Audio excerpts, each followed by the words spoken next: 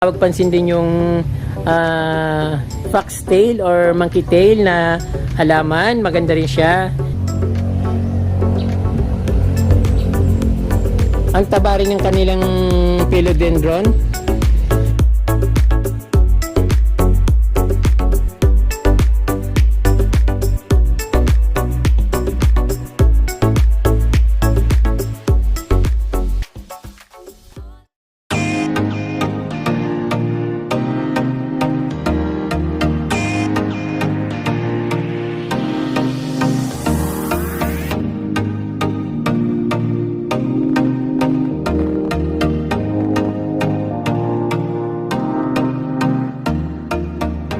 Magandang araw sa inyo mga kaprom. Nandito po ulit ako sa Barangay Salugon, sa bayan ng Guwa.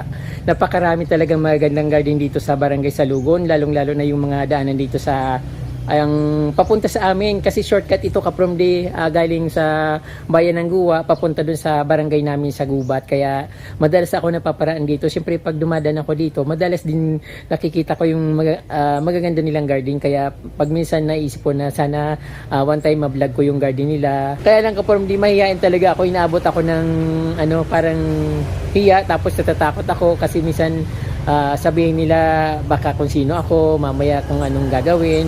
So ayan, iniiwasan ko kaprom kaya yun ang madalas hindi ko natutuloy yung balak ko, kaya ayun. Pero ngayon at wala naman ako magawa, trinay ko na pumunta dito sa Barangay Salugon since dumadaan naman ako dito palagi, kaya ayun, nag-approach ako, nagkatok ako. Then okay naman po sa kanila, kaya ayun kaprom ipapakita ko sa inyo yung napakagandang garden dito sa kanilang bahay. Although ayaw magpakilala ng may-ari, siguro nakikita niya rin siguro yung vlog ko, pero ayun, hayaan ko na lang na hindi ko makilala si Ma, pero pagkakataon na sana ito para ma-appreciate yung kanyang napakagandang garden. Tara kaprom at ipapasyal ko kayo sa isang bahay dito na napakaganda ng garden. Let's go! So simulan natin kaprom dito sa harap ng kanilang bahay o front yard. Dito sa harap ng kanyang bahay may mga bugis or bougainvillea na nakatanim sa paso. Although hindi siya masyadong blooming, may nakita akong isang parang rare na bougainvillea. So kakaiba yung bulaklak nito kaprom compare sa mga bougainvillea na iba. Ito parang parang mas maganda, mas pino yung bulaklak niya, pero iba yung dating nito kaprom. Hindi ko lang alam kung anong variety ito ng bougainvillea.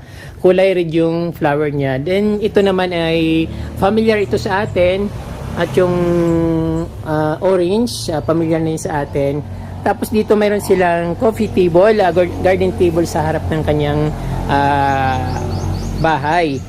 Then meron din siyang mga bugis dito, mga flowering plants, white and peach, variegated na bougainvillea. Then dito sa harap nila mayroon silang dragon palm o yung kulay pula na palmera, basta dragon something. Then mayroon silang peace lily, flowering siya. Meron silang mga croutons dito kaprom makulay na croutons.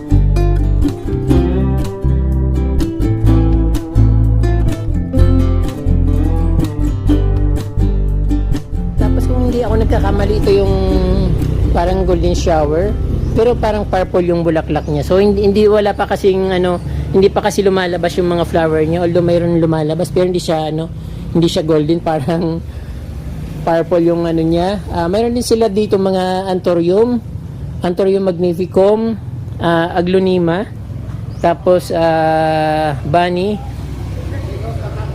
alocasia bunny. Then ito, marami naghahanap nito kaprom, nakalimutan ko yung pangalan nito, pero hindi ko ma-recall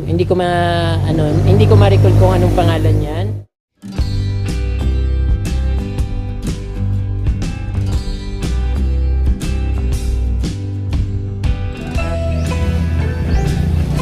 Bingka plants or chichirika. 5 finger. Tapos dito kaprom pag nasa labas ako kaprom dito, yung nakikita kong yung napakagandang mga flowers, lalong-lalo na yung melendres. May white melendres, may pink melendres, may yung yellow bell, bingka. Ayun, tapos mga croutons na yellow. Then mamaya na ako dun pupunta sa medyo mas maganda. Then marami silang plants dito kaprom di. Ito mayroon akong nakitang black alocasia. Wow, may mga manok. Ayun. Mayroon silang black alocasia. Alam ko mahal yung alocasia na yan dati. Then yung napakalaking badyang. Ayan.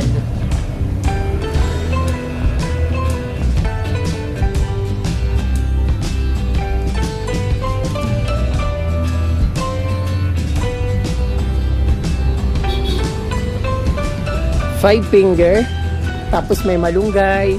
So lahat na dito kapormli, lahat halos na magagandang halaman nandito. Pero hindi naman yung mga super rare, may mga rare din naman. Then ang maganda dito yung katawag pansin din yung foxtail or monkey tail na halaman, maganda rin siya. Then yung pandamos na medyo parang pandamos na parang spider.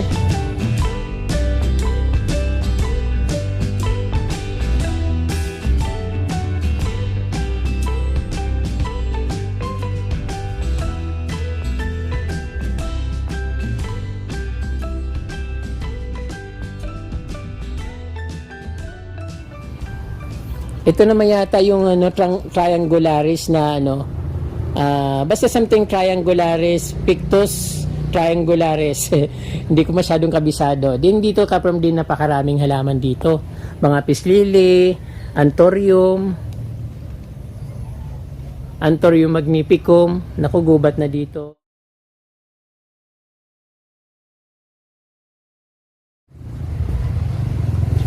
Meron din silang mga bird of paradise.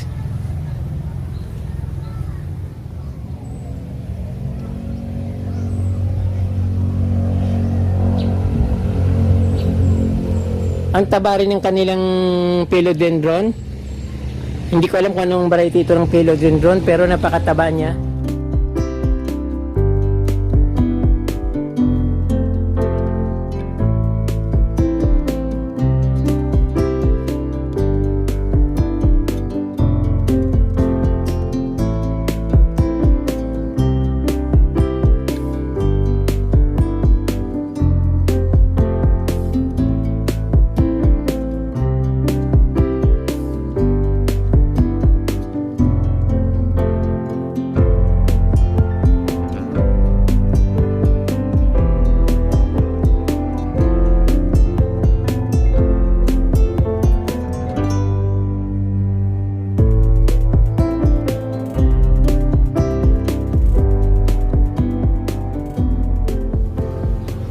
Alam nyo kaprom di dati parang mas maganda pa nung unang dumadaan-daan ako dito, yung hindi pa masyadong, siguro a month ago, parang mas sobrang ganda dito kasi nakikita ko yung mga bougainvillea nila, super lagon ng mga bulaklak.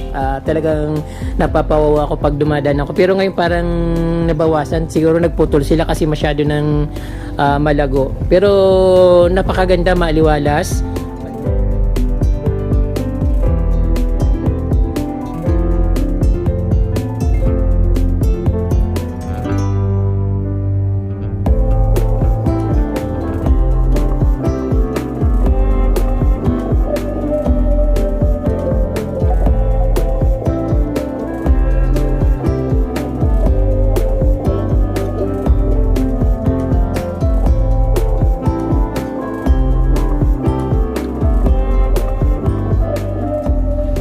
Santans, pandakaki plants.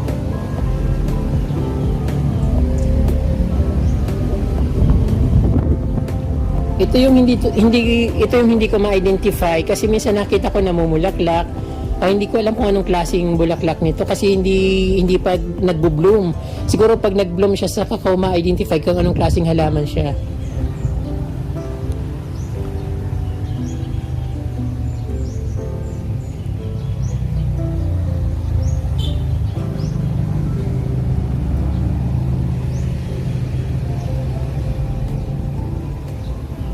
So, ayun ang kanilang ground dito sa right side or left side ng kanilang bahay or right side ng kanilang bahay.